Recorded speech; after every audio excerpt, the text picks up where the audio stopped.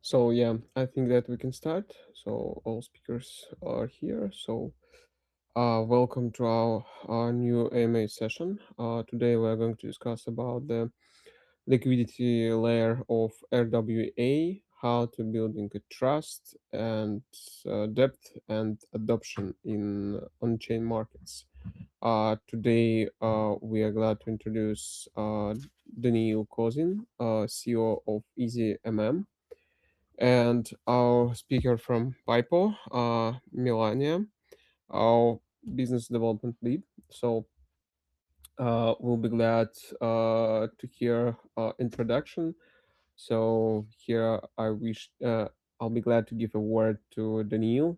Daniil, uh, your turn, so you can tell us more about your project and your role here. Sure. Thank Thanks you. for this invite and hi everyone. Really glad to see you. So I'm Daniil Kozin. I'm CEO of EasyMM. What we do, we provide market making and liquidity for digital assets and increasingly for tokenized real world assets. I also host RWA days and demo days. Just yesterday we had a really hot RWA day where we discuss tokenization projects, speech, and ask questions from investors. So that's shortly what I do. I see this market from two sides. So see the projects that want to tokenize something, and also like I talk regularly to investors and what they ask from that project, and the most important thing, how to manage the liquidity of these projects. That's it. Gotcha. Thank you so much for the introduction. So, Melania, let's remind what we do and who we are. Yeah. Thank you. Hello everyone again. I'm Melania and I handle business development in PIPO. We're building the first regulated platform for issuing on-chain warrants on pre-IPO company shares. And I would like to explain in simple terms with like what this means exactly. Most people know DeFi as a space defined by tokens and yield. We offer something different. A real legally protected right to a stake in private companies before they go public. Um, Here's our like how our model works. We select late stage private companies preparing for listing on Nasdaq or other stock exchanges. We structure an ERC-20 warrant token issued under Regulation S, making it accessible to investors worldwide, excluding US residents. This warrants gives our users the right to purchase shares at a fixed exercise price, a strike price, at the time of the IPO. If the market price at the time of listing exceeds the strike price, the user basically profit from the difference. And since it's a warrant rather than the share itself, the cost is just, I mean, the user cost is just a fraction of the share price, making the risk to reward ratio highly attractive. Also, there is another option. They don't have to wait for the IPO itself. They can also trade the warrant on PIPO's secondary market even before the listing. This means real liquidity. Real liquidity, real discovery, and also no asset lockup periods. When the IPO arrives, it can either convert. It can be either converted. Um, I mean, the warrant can be even either converted into an actual Nasdaq traded shares, or be sold on the secondary market for USDC. That's shortly what we do. Thank you so much for our introduction. Uh, yeah, here I would like to move to the next question. So we are going to the RWA market stage and what's going on the market. And here we have the first question. So what is preventing institutional players from entering on the on-chain RWA market right now? like regulation, like a lack of liquidity, infrastructure risk, or something else in your opinion? Yeah, so Daniil, what do you think here? Yeah, that's a great question because we hear a lot that regulations are like the main barriers for entry, but I don't think so. And basically, we see a lot of institutions that already are on chain, like JP Morgan, BlackRock, and so on. And since last December, we also saw a lot of regulatory changing. And for example, SEC has clearly said that tokenized securities are just securities. So I think in terms of regulation, we are too far from where we were even 1 year ago. But there are real blockers, and first of all, it's secondary market, and there is zero exit at a big size. So yes, you can buy something, but how will you exit? I don't know. Like that's the question. And this liquidity question still presenting here. It's not legal one. It's more about money on chain. So the second thing is custody question. Like for example, you want to issue a bond, and you should issue it off chain and on chain. And for same bond, you will have two custodies and two operational stacks. That's just get you additional cost and no clear benefits.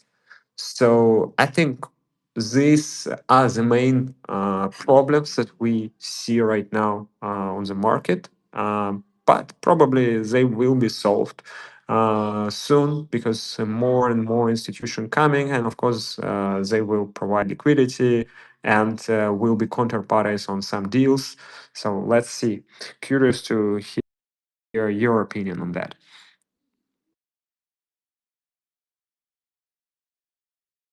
Thank you so much for the answering. Yeah, just agree on your thoughts. So yeah, so times change it. Yeah. Uh, Melania, so what do you think about what preventing institutional players from entering on the RWA market? Uh, Regulation, liquidity, yeah. or other? Yeah. Well, I think it's a combination like all of those. Like the biggest barrier isn't a single issue. It's more the mixture of regulation, infrastructure, liquidity, and trust. Institutions need clear regulatory frameworks and reliable infrastructure and confidence that the tokenized assets can integrate seamlessly with existing financial systems.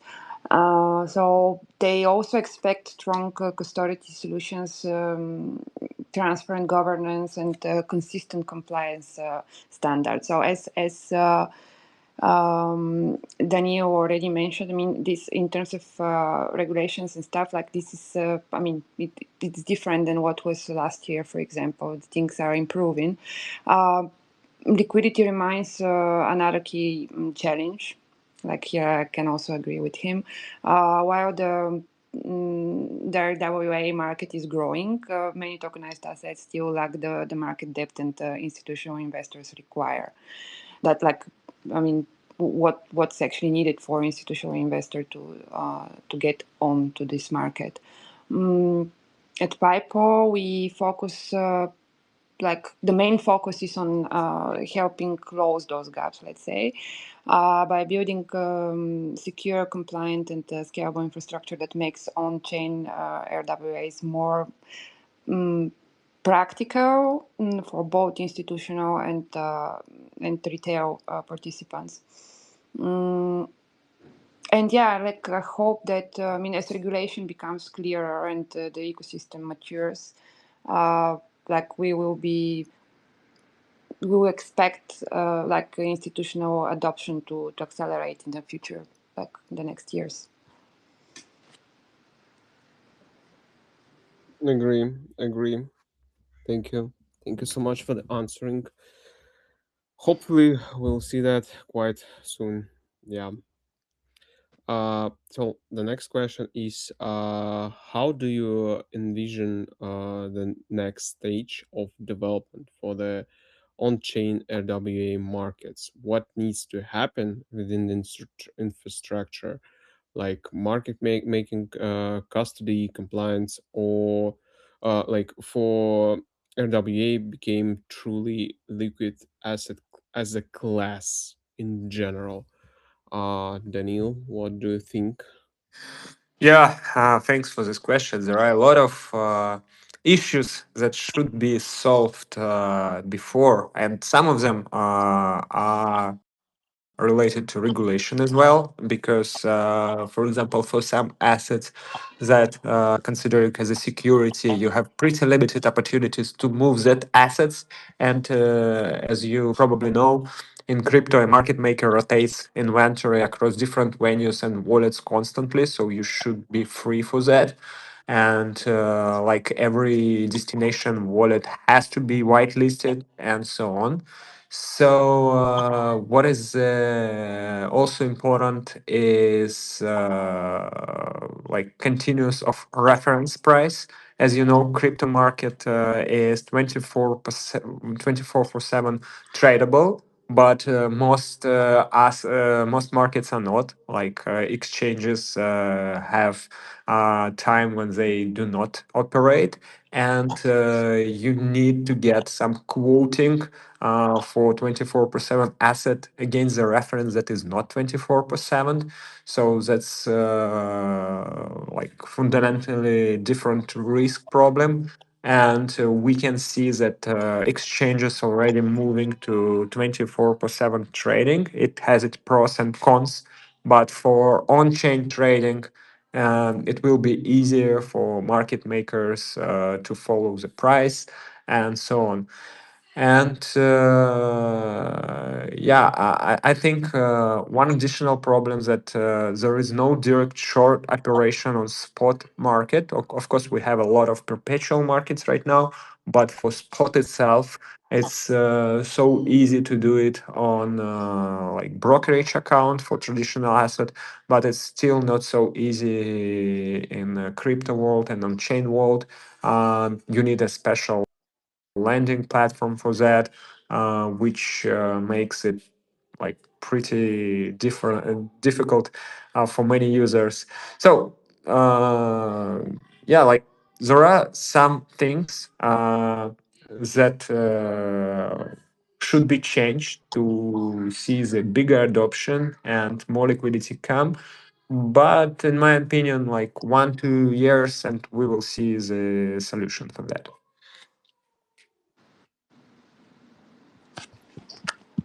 Thank you. Thank you. Yeah, agree. Just need some time to see what happened in near future. As we saw how we grew up from 2020 till now. Yeah, just nothing to add here. Yeah, so the same question to Melania. How do you envision the next stage of development for on-chain RWA markets, and what needs to happen this infrastructure for the RWA to become truly liquid asset as class? Well, that's yeah, it needs a lot, I think. But the next stage of on-chain RWA markets is about the building of like the building about building the infrastructure that supports long-term adoption, not just tokenized like tokenizing more assets. For RWAs to become a truly liquid asset class, the ecosystem needs deeper liquidity, as I already mentioned. Professional market makers like secure custody solutions, clear regulatory frameworks, that's extremely important. And also compliance, like really good compliance. It also requires better, let's say, better adoption or somehow better implementation between traditional financial systems and blockchain networks, making it easier for institutions and retail investors to participate, like for the, let's say, yeah, for the rest of, for the world, not only for the crypto world but in general, like for the whole financial traditional world. I see the, like, liquidity as the result of trust and accessibility and also efficient infrastructure working together. So that's, I think, the core. And I hope that, like, as those foundations mature, tokenized assets will become easier to trade, easier to access, what we already mentioned, and more attractive to a broader, like, range of investors. Thanks. Very interesting opinion. Yeah. Yeah. So thank you. Okay. So let's move to the next block for the project spotlights. So here we have a couple questions for each project, and let's see what our representative will answer here. So first question to Melania. How do you envision PIPO's positioning in 2 years as a niche tool for the specific asset class, or like universal infrastructure for any RWA in general? Well, thank you for the question. We view ourselves as a universal liquidity infrastructure for real world assets, and for pre and post IPO assets as well, rather than a niche product for a single asset class. We aim to become an aggregator for such assets, while our current focus is on pre-IPO warrants. The same logic applies to any tokenized asset rights. Furthermore, we are anticipating that the next wave of demand for this type of liquidity will come not only from humans but also from AI agents. And those AI agents will be like they will trade and manage positioning autonomously, and we are building basically our infrastructure with this in mind from the very start. So yeah, shortly, this is where we would like to go.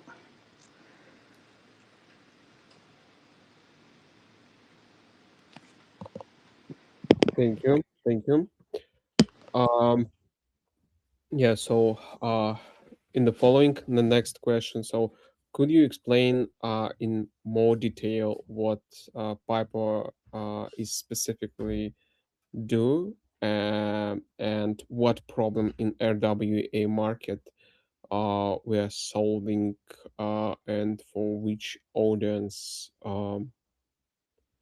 Yeah. Okay, thanks. Sure, I will. So PIPO is a platform for accessing pre-IPO assets via tokenized warrants on chain rights to the future shares of companies that have not yet gone public. Previously, this was a closed market. Like requiring a minimum investment, for example, of 1 million, restricted to accredited investors, and involving years of waiting for an IPO. We are removing those barriers. Any users outside of the restricted jurisdiction, of course, can start with just, for example, $100, complete the KYC, and gain fractional exposure to a pre-IPO company through a warrant backed by an SVP structure and custodian. Basically, issuers mint the tokens themselves, while we provide the infrastructure and the secondary market where positions can be sold before the IPO takes place.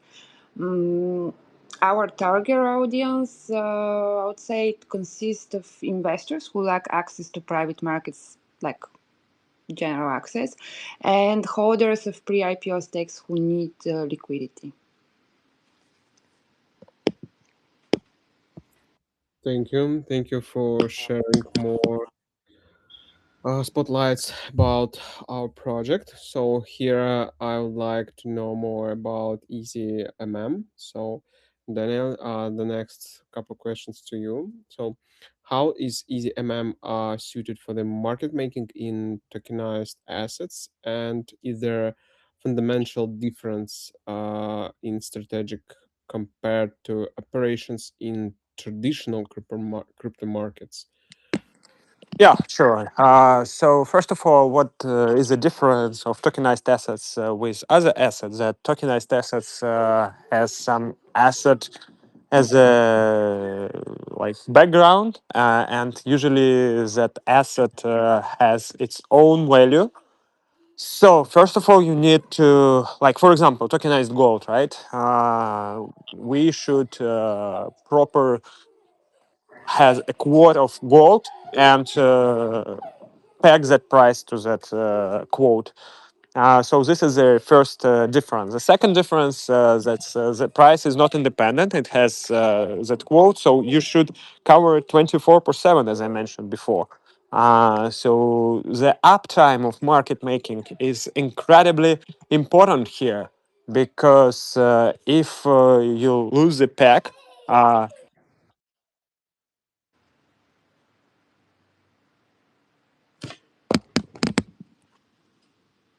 Yeah, you a bit disappeared. We lost you.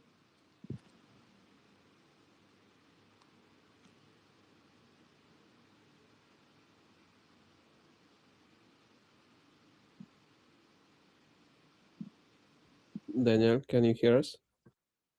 He's in, but he's like listener. Uh, well, strange.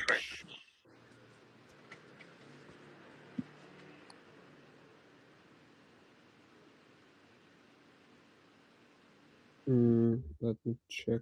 That is strange. Maybe some disconnection. Sent an invite.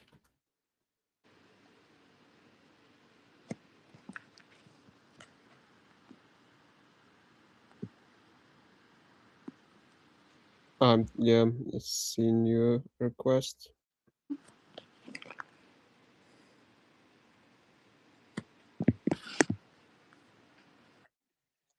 Yes. amazing. Yeah. So yeah. I'm not sure where I was disrupted, but the idea was that you need to keep uptime around 100% of the time, 24/7, because like you should keep the peg price, and that's the biggest difference between tokenized assets and all other assets, and that what differentiate us from other market makers, because for our clients we provide 24/7 support with traders that actually monitor markets, and we also work with different oracles and sources to be sure that the price quote is correctly identified and the price of the assets back to that quote.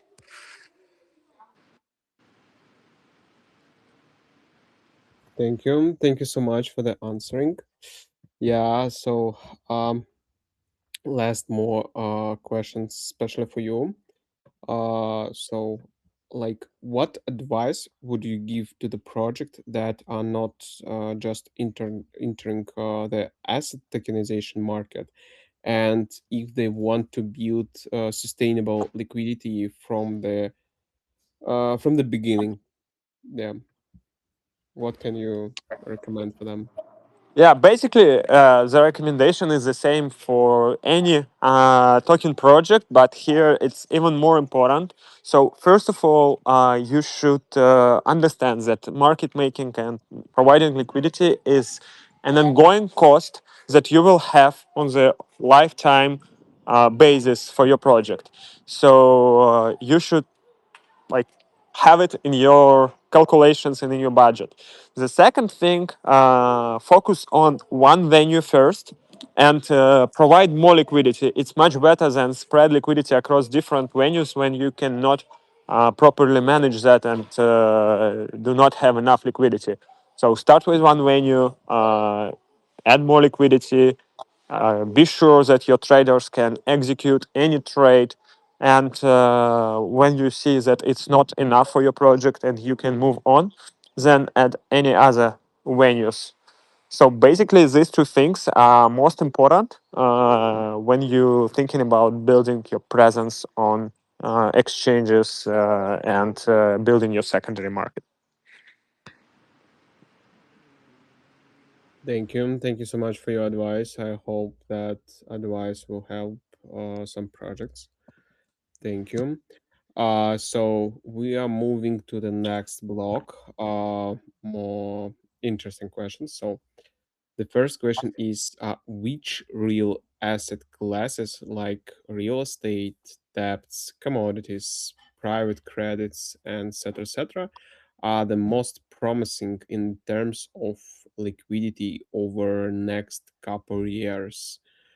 Melania, what do you think here? Well, I would say maybe private credit, like real estate and tokenized debt instruments as the are the maybe the asset classes with the strongest potential over the next 1 or 2 years. Um, those markets already have a significant demand, and tokenization can improve access, efficiency, and transparency as well. I also expect growing interest in commodities and other yield generating assets as investors look for more diversified opportunities on chain. That said, liquidity will depend less on the asset class itself and more on the quality of the infrastructure supporting it.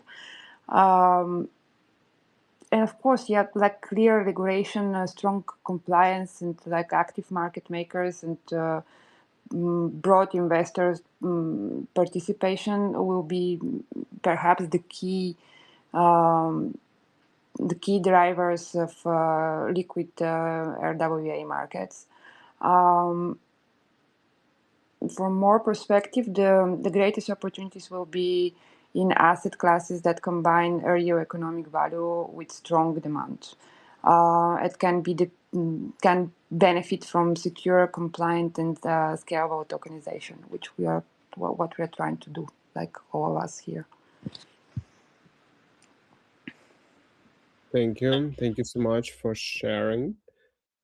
Were interesting thoughts. Hopefully, yeah, as we've seen that that won't be uh a new type of assets that would be like ordinary to order a pizza or invest in stocks as usual. Yeah, hopefully that will be so. So Daniel, what do you think about these? Like, which real asset classes, like real estate, debts, commodities, private credits, are the most promising in the terms of liquidity over 1 to probably years? Yeah. Yeah, sure. Like, first of all, we need to understand that current market, like two-thirds of current market are just treasury in new wrap, right? So it's tokenized treasury funds or whatever. And the second asset in tokenization right now is commodity. And commodity assets, mostly gold. And commodity has this broader acceptance just because they already traded almost 24 per 7. And like people better understand that. So first of all, liquidity follows what already liquid. You cannot wrap something in liquid and expect that because of the wrapper, you will have a lot of liquidity. That doesn't work so. So, in my opinion, besides the treasuries, what will grow? First of all, commodities. So now we have around 4 billion market of gold, and other assets maybe roughly half of the billion. But I believe we see a lot of opportunities here, like in tokenizing other precious metals, oil, and commodities like agriculture and so on. The second thing, of course, it's private credit, because the classical debt market is much bigger than stock market. So I expect the same on chain. And the third one will be relating to tokenized stocks, because people already trade them, they love them, they understand it, and this new rep just provides them more opportunities. So these three markets will be dominant in 2 3 years. Nothing will change. Only then we will see some real estate, private equity, and so on. But as I mentioned, liquidity follows liquidity and follows liquid markets. So this new wrap will represent what we already have on other markets. Interesting. Very interesting. Thank you. Thank you so much for sharing. Yeah, so we have just to the continue of this conversation, like Daniel, what do you think? Like in your view, what will be the main trigger for RWA boom? Like, let me explain. Like, we saw what happened once Bitcoin reached 20K in 2017, if I'm not mistaken. And like it was a big boom for the cryptocurrency in general.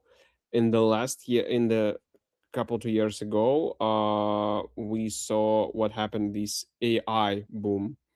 And what, in your opinion, how it will be for RWA sector? Yeah. So I cannot say that there is any exact trigger that we expect for RWA boom. It's just a process, and this will go on. The main, like the two main issues right now, all right, and one of the trigger is when market making economics start working. So right now, as I mentioned, quoting tokenized asset means that you cannot short it, you cannot hedge it properly, you cannot move inventory freely, and there are a lot of things which makes secondary market weak. Weak secondary market means you have wide spreads, and that means that nobody trades these assets. So nobody trading means that like order book stays thin, and overall activity is low. So this is a loop which actually holding the market back. Once we break this loop, I think it will compound. The other half is the distribution. So if we talk about classical market or crypto market, you can easily name exchanges or platforms that, like, if you on this platform, you can like expect a lot of trading volumes. For example, if you're in crypto, you go to Hyperliquid or Binance, you can expect that you will have a lot of trading activity and so on. But on RWA space, if we do not talk about like just wrapping assets like stocks or commodities, you have no such a venue. So there is no distribution platform that really works. It's the biggest problem of current RWA market right now. I wrote a lot about that on my blog, and we have everyone who trying to wipe code his own platform for distribution, and no platform works. So that's the issue. When we get the platform that solves the distribution problem, and we will have let's say, Binance on RWA space, it will also boost this market a lot.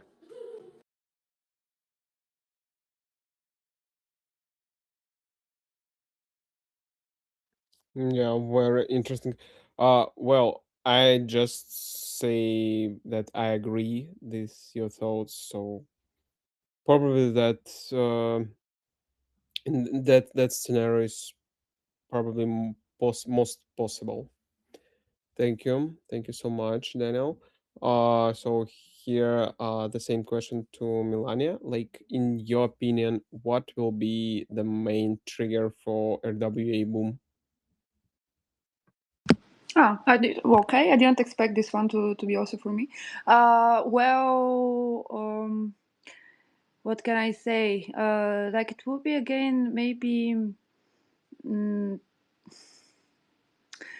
like the trust, like I really like the trust topic in general. So, and it covers basically all the other elements that needs to be covered, like in terms of regulations. Like that's a lot of regulatory stuff that needs to be fixed and needs to be straight. Then it covers also technological issues that needs to be probably not even issues, like needs to be just proven. And then the quality of data and the quality of basically all the instruments that are used for us to bring basically an asset for the broad uh, user world, let's say. mm, I would think yeah, it would be like, I mean, also perhaps bigger players like entering, like big players from the traditional world, like traditional financial world, entering the RWA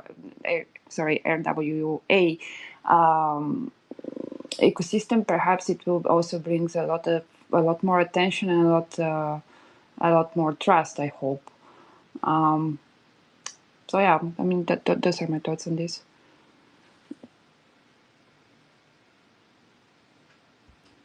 Thank you so much for sharing your thoughts as a representative of PIPO. Yeah, hopefully, yeah, we moving in the right direction.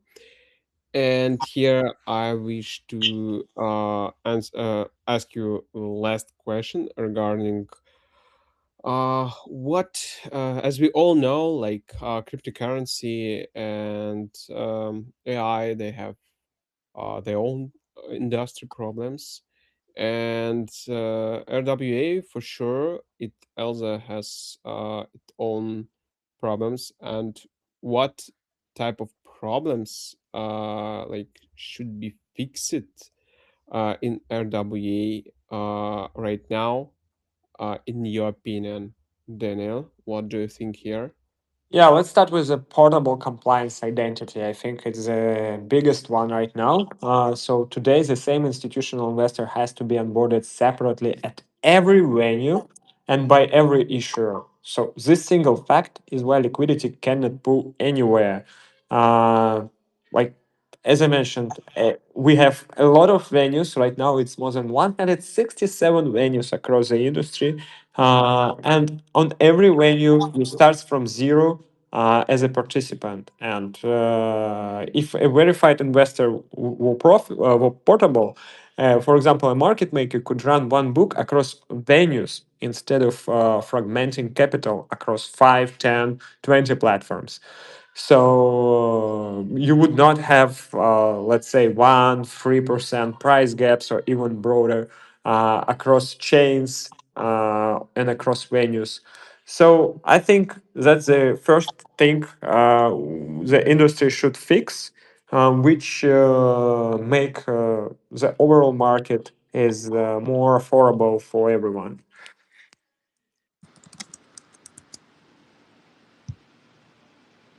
Yeah, that's fully transparent. And yeah, that's absolutely true from my point of view. Yeah, that's true, that's true.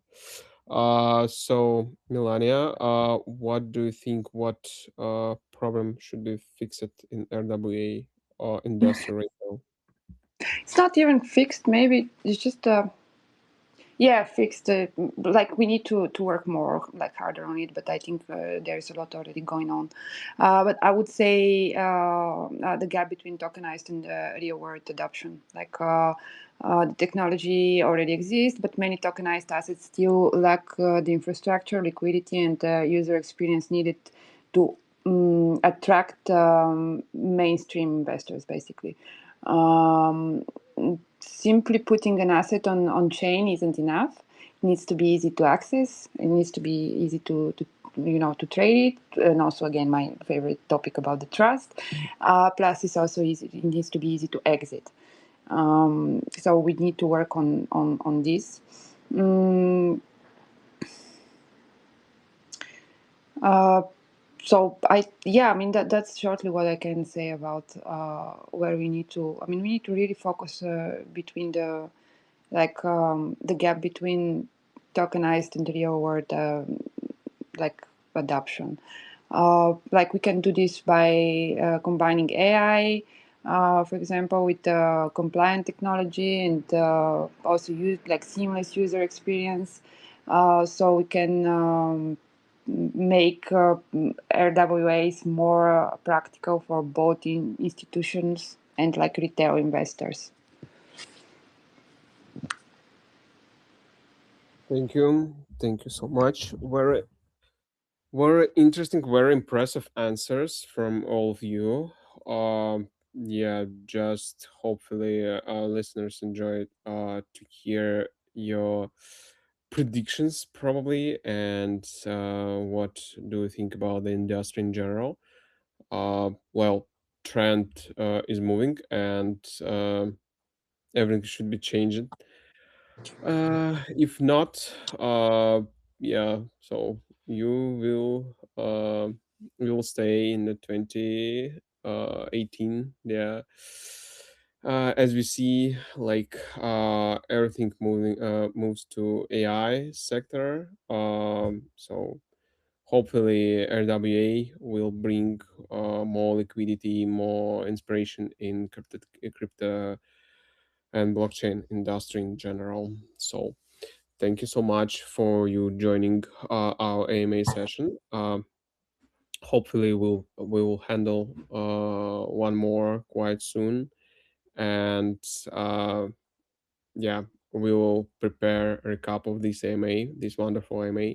I just want to say a big thank you to Daniel and your project. Quite impressive, very interesting answers. Uh, yeah, highly appreciate. Yeah, thanks for inviting, and look forward to see you on our RW Day as well, because I think you guys do great job, and I want investors know more about your tokenized assets. So let's Thank you. continue our discussion. Have a great day. Thank Thank you you. very much. Thank you so much. Great weekends. Yeah, Bye. have a great weekend, guys. Bye. Bye.